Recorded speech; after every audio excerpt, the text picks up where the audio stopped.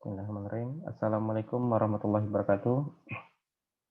Selamat pagi, selamat siang, atau selamat sore kepada mahasiswa yang sedang mengikuti mata kuliah PBO hari ini.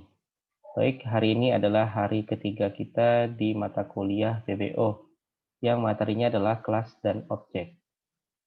Outline-nya ada 3 dari materi ini.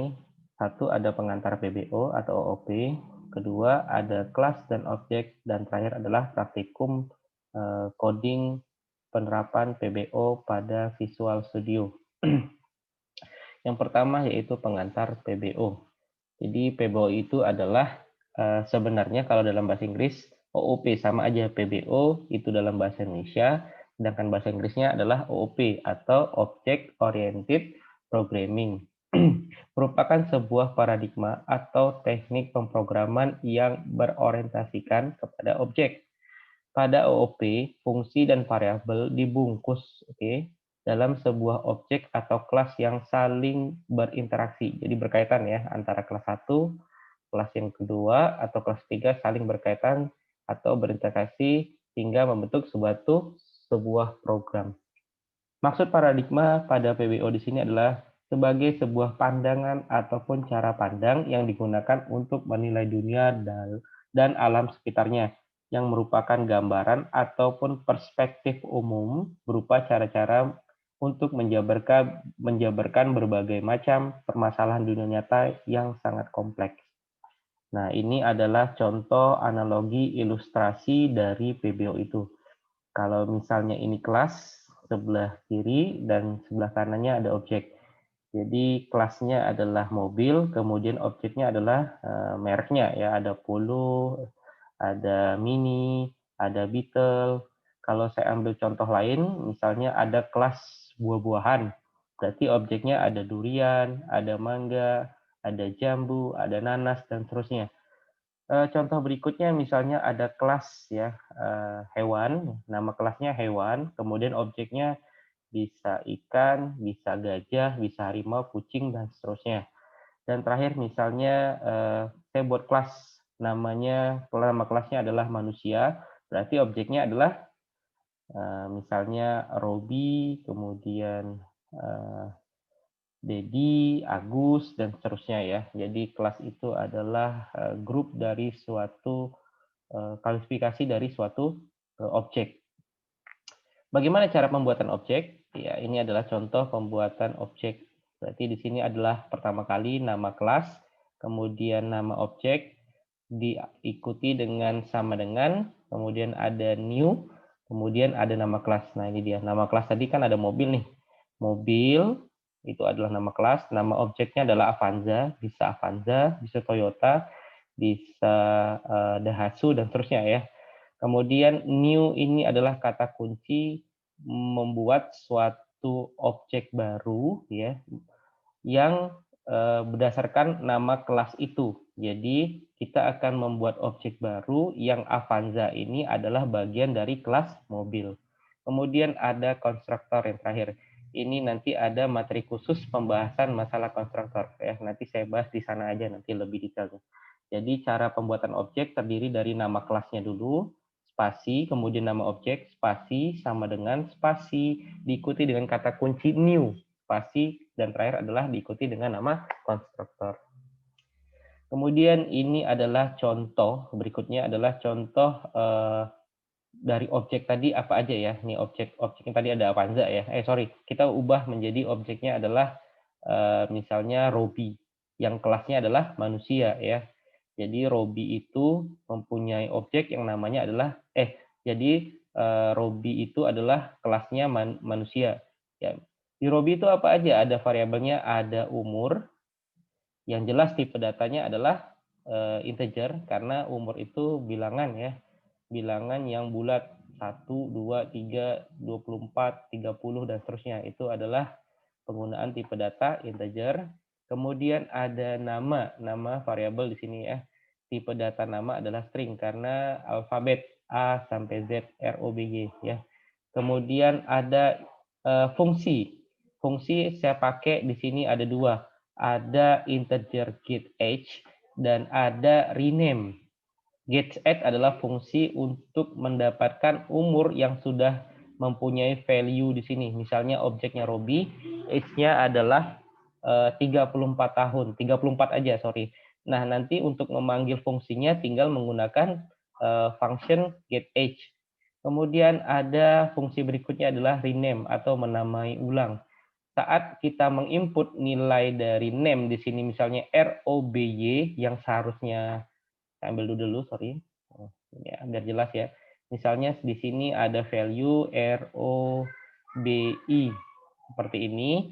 Nah, mungkin menggunakan fungsi rename atau menamai ulang nama. Di sini ada nama saya itu seharusnya bukan pakai Y ya, tapi pakai I, harusnya pakai Y. Jadi kita menggunakan fungsi rename di sini, tinggal memanggil nama fungsinya yaitu rename. Jadi bisa merubah dari ROBI menjadi ROBY. Nah, ini dia. Jadi jelas ya. Mungkin di semester 2 ada beberapa dosen yang menyinggung masalah ini. Mungkin kita ke next slide dulu. Ya, nah, di sini ada contoh, saya clear dulu ya. Doodle clear dulu. Clear all. Ya, oke. Berikutnya di sini ada variabel dalam objek akan menyimpan data dari objek ya. Variabel dalam objek akan menyimpan data dari objek. Maksud seperti ini. Nanti saya baca dulu. Sedangkan fungsi akan menentukan operasinya. Misalkan objek dalam dunia nyata, misalnya ambil fungsi adalah drone analoginya. Jadi ini adalah suatu objek yang kita pakai adalah drone. Di drone itu mempunyai beberapa atribut. Ada energi atau baterainya ya. Dia mempunyai baterai misalnya 100, kemudian bisa terbang sebanyak 2 meter dan kecepatannya adalah 29. Ini disebut dengan atribut. Jadi ini variabel itu ini ya, ada energi, ada ketinggian, ada kecepatan dalam dalam objek. Objeknya drone akan menyimpan data dari objek. Ini datanya ya. Data itu ini value 100, 229. Benar ya? Berarti. Kemudian sedangkan fungsi akan menentukan operasinya. Ini fungsinya. Jadi drone itu bisa terbang ya.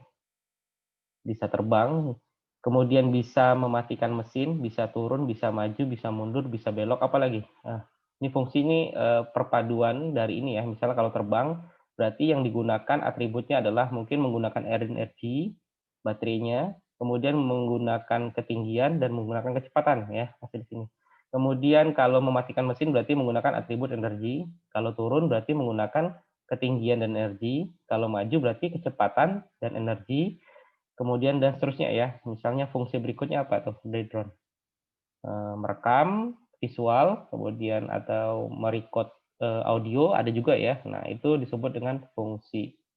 Jadi drone itu mungkin drone ini objeknya drone, kemudian kira-kira kelas drone itu apa misalnya? Alat elektronik misal seperti itu ya. Kemudian kita ada atribut atau variabel disebut energi, ketinggian, kecepatan yang disebut dengan variabel atau atribut. Kemudian 100, 229 ini disebut dengan data atau value. Kemudian kenapa terbang ini nggak masuk ke sini? Karena terbang ini menggunakan beberapa atribut dari objek drone di sini. Ya. Itu aja ya. Mungkin belum ada gambaran. Kita ke slide berikutnya. Semua objek di dunia nyata yang memiliki sifat dan tingkah laku bisa kita representasikan ke dalam kode ya. Kata kunci yang perlu diingat adalah objek isinya data dan fungsi. Jadi objek itu pasti isinya data dan fungsi ya. Kemudian kelas dan objek. Jadi kelas adalah rancangan atau blueprint dari sebuah objek, rancangan ya. Sedangkan objek dalam pemrograman adalah sebuah variabel yang merupakan instan dari kelas. Instan bisa diartikan sebagai wujud dari kelas. Seperti tadi ya. Kalau saya buat objeknya adalah nanas, durian, kemudian semangka, berarti kita terbayang di pikiran kita, di otak kita adalah kelasnya buah-buahan seperti itu.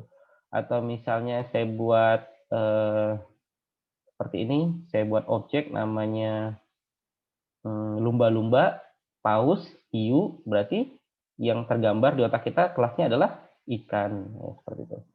Kelas berisi definisi variabel dan fungsi yang menggambarkan sebuah objek. Jadi yang paling atas hierarkinya adalah kelas, kemudian diikuti dengan objek, dan terakhir diikuti dengan variabel dan fungsi. Ya, ini paling kerak, paling dalamnya ya. Di luar, paling luarnya itu adalah objek, kemudian disusul dengan di paling luar disebut dengan kelas, dalam lagi disebut dengan objek, dan di dalamnya lagi dalam objek disebut dengan variabel atau fungsi. Jadi saling ngebungkus gitu ya. Dalam OOP, variabel disebut atribut atau properti, ya. Fungsi disebut dengan metode. Jadi ini adalah istilah dalam OOP. Variabel disebut dengan atribut atau properti, ya. Kalau pada di semester 2 kan variabel ya variabel biasanya, tapi kalau di OP disebut dengan atribut, kemudian fungsi disebut dengan metode. Kemudian ini adalah contoh kelas dalam adaptasinya dalam Visual Studio. Misalnya di sini adalah kelas, nama kelas, kemudian diikuti dengan tipe data, kemudian ada properti atau atribut, ya bisa integer, kemudian tipe data variabelnya apa atau atributnya apa, ya, terserah lah ya, mengikuti dari nama kelasnya tadi. Kemudian disebut dengan metode atau function. Kata kuncinya diawali dengan kata void, nama metode, kemudian nama metode lain, seperti itu. Lalu kita bisa membuat objek instan seperti ini. Nah, ini atau mendeklarasikan objek tadi, nama instan name-nya, nama kelas, ini dia ya, referensinya. Kemudian nama objek baru, sama dengan new nama kelas. Ini tadi ya, ini konstruktornya. Kata kunci new berfungsi untuk membuat objek baru. Nah, ini ya, objek baru dari kelas tertentu. Seperti itu. Kalau misalnya kita buat di sini kelas manusia, ya, string name, integer, age gitu tadi ya. Kemudian void misalnya berjalan, void makan, void tidur, void bermain game dan seterusnya ya. Kemudian di sini kalau yang kita hubungkan ke atas tadi, berarti di sini adalah manusia, nama objeknya misalnya manusia, Robi sama dengan new manusia, seperti itu konstruktornya. Seperti itulah kira-kira gambarannya. Mungkin kita ke next dulu. Setelah membuat objek tadi yang ini ya, setelah membuat objek, kita bisa mengakses atribut. Oke, berarti atribut tadi bisa mengakses ke sini, ke atas sini, atribut ini disebut dengan atribut atau properti yang sini. Dan metode dari objek tersebut. Nah, cara mengaksesnya seperti ini. Ada nama objek, kemudian saya ambil doodle dulu. Nah, ada nama objek, kemudian diikuti dengan simbol titik, kemudian nama metode. Ini untuk mengakses fungsi ya atau metode, dan ini untuk mengakses atribut. Nah, jadi nama objek titik atribut. Tadi nama objeknya misalnya Robi, kemudian saya buat sampelnya tadi nama metodenya misalnya bermain game, berjalan aja lah, sorry, berjalan seperti ini. Kemudian atributnya apa nih? Misalnya nama objek titik atribut. Atribut tadi saya misalnya buat umur ya. Umur. Sorry. Robi. Kemudian titik umur. Seperti itu cara mengaksesnya. Tanda titik berfungsi untuk mengakses atribut ataupun metode. Jadi kita gunakan tanda titik seperti ini.